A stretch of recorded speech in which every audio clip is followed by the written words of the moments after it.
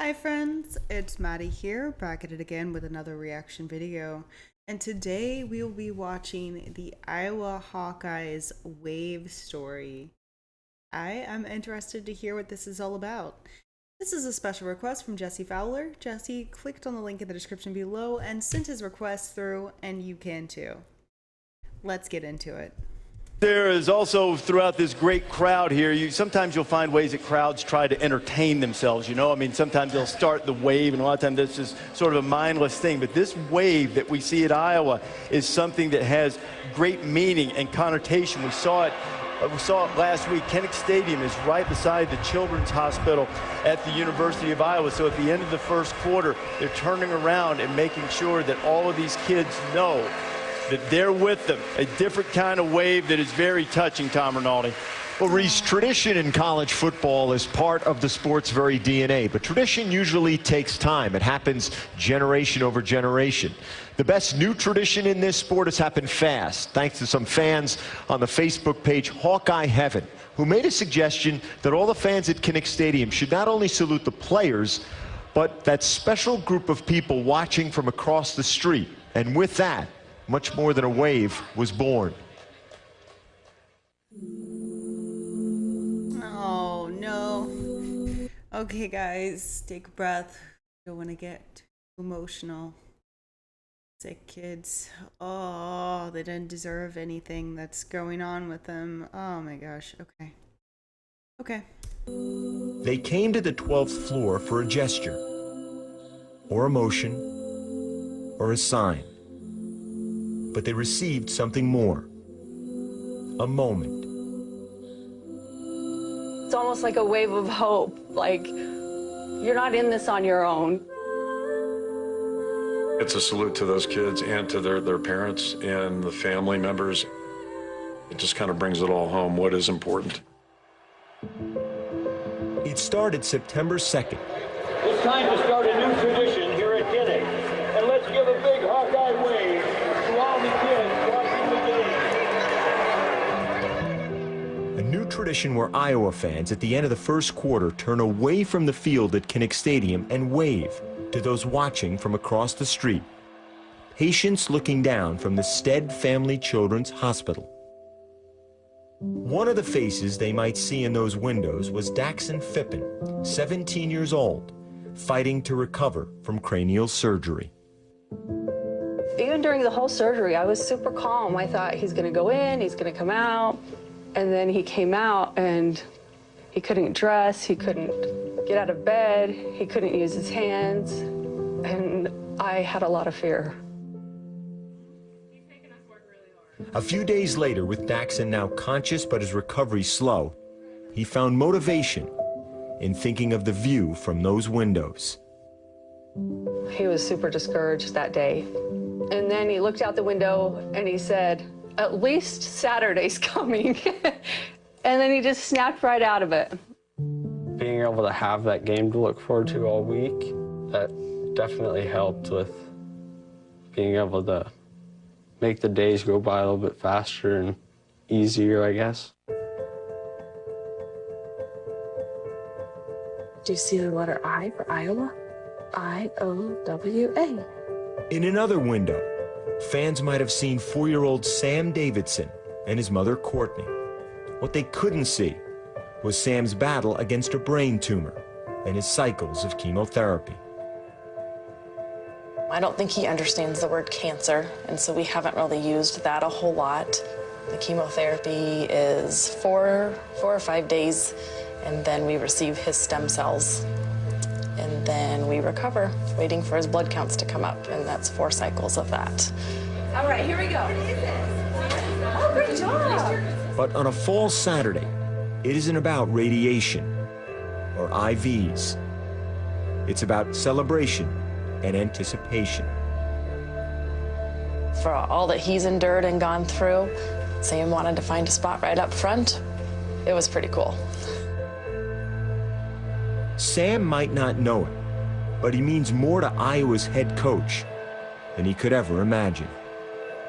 This is a tough subject for me. Nobody plans on a visit to the kids' hospital. It's just, it's not something you schedule or want to go through. The Ferentz family has been through it. In 2014, Kirk and Mary Ferentz lost their granddaughter, Savvy, who was born prematurely at Iowa Children's at just over 21 weeks. We knew it was too early. You try to stop labor, but they were unable to. Savvy was born, and she survived for 2 days. And to see my son and daughter-in-law in such pain, and it couldn't do anything. Couldn't do anything for it. That was probably the lowest moment. This past summer, Kirk and Mary made $1 million donation to the hospital to create a program in neonatal research. After talking with Savvy's mother, Nikki, the family named the program in the baby's honor. The next couple of questions, Kirk, are hard. Yep. Because they revolve around the origin of the donation. Yep.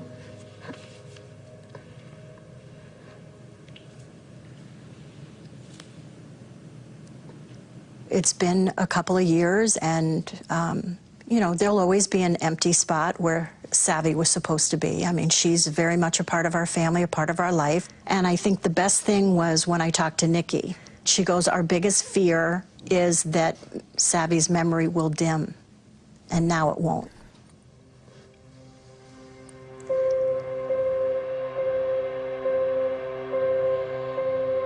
So, when 70,000 turn away from the field and toward the windows, when they raise their arms and move their hands, it's a moment, and it means more than we know.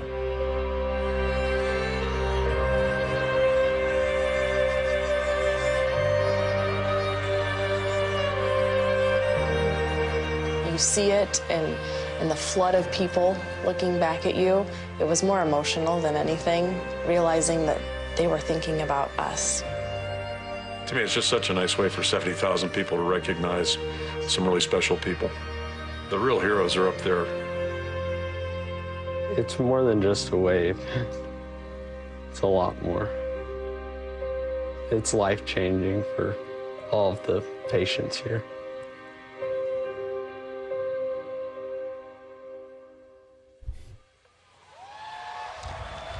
As we said, Iowa is not playing at Kinnick Stadium. The Hawkeyes are on the road, taking on Michigan State later this afternoon.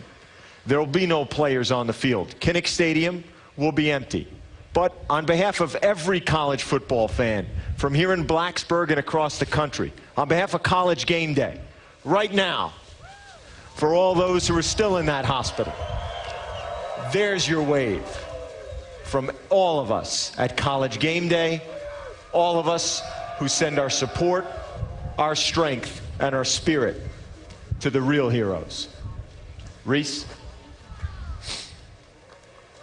Tom, we echo that as well. Our wave from all of us here at College Game Day to all of those kids at the Iowa Children's Hospital. Back with more Game Day in a bit. Oh my gosh, guys.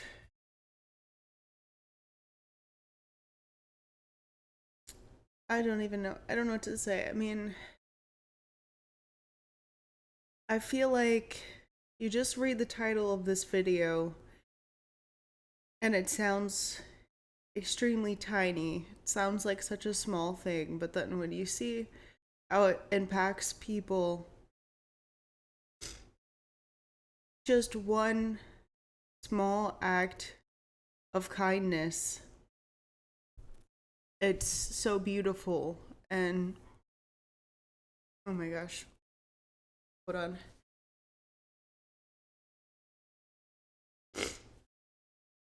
I'm so sniffling. It's so beautiful because like Daxon in the video said, he's like, I'm looking forward to this day. This is one of the things that keeps me going. Just not knowing that I'm not alone. It's so true. I feel like it's frustrating that children become sick with these sorts of ailments and potentially uncurable issues. because they're little angels and they don't deserve any of that. They haven't even gotten to live their life out fully. So I send hugs to you guys. Anybody who's experienced this type of loss or this type of pain, it's something that I can't even imagine. I'm sure that it stays with you, but they're not forgotten, and their memory is not going to be forgotten. I give you guys hugs. Okay. Face close up. And I hope that any of you, if you were parents or grandparents or aunts or uncles who experienced something like this with your children, that you know you're not alone. And if you happen to be a kid watching this, you're ill, you're not alone either. Oh, that was a good one. That was an emotional one. I wasn't expecting it to be emotional. I wasn't expecting that, but I know you guys get me all the time. Anyways, guys, if you have a video that you want us to watch together, click on the link in the description below. If you like the fact that I give you honest, heartfelt reactions, please make sure that you have subscribed to the channel and you have clicked on the notification bell, as well as liking this video. And until next time, I'll see ya. Bye!